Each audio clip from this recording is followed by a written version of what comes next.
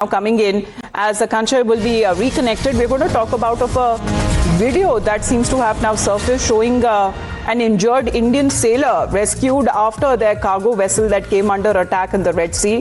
The footage that has now been shared reportedly by local media shows the crew members receiving assistance following the strike on the Indian flagged vessel.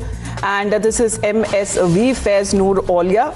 All Indian sailors on board were rescued, and the authorities that say are continuously monitoring the situation. So this is in a way which India has also called this attack to be unprovoked, condemning the attack as far as after the Red Sea attack sinks the Indian vessel of Yemen, and all 14 seafarers, including 13 Indian nationals, have now been rescued in this attack. So let's put out the statement there, what India has said, strongly criticizing and condemning the attack on the India-flagged commercial vessel which sank in the Red Sea off the coast of Yemen. The government has confirmed that all 13 crew members, Indian nationals who have been rescued safely, and the Ministry of External Affairs says that the Indian embassy in Riyadh is closely coordinating with the Yemeni authorities to ensure the crew's safety and security. Well, Akansha, once again, Indian-flagged vessel now coming under direct attack, and India has also expressed concern over these repeated attacks on commercial vessels.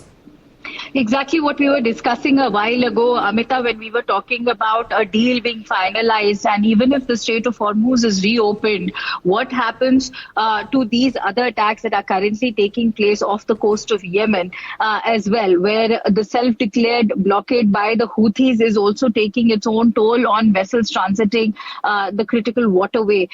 More importantly, India has condemned this attack on MSV Faiz Noor Aulia.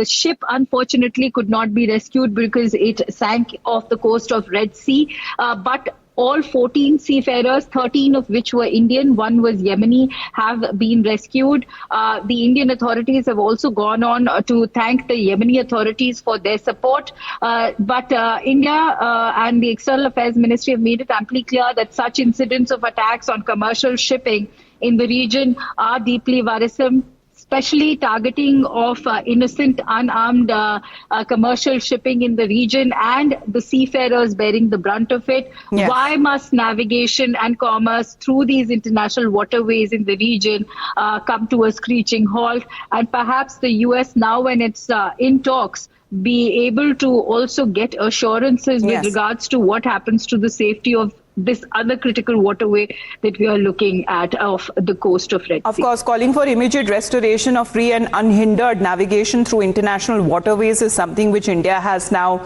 appealed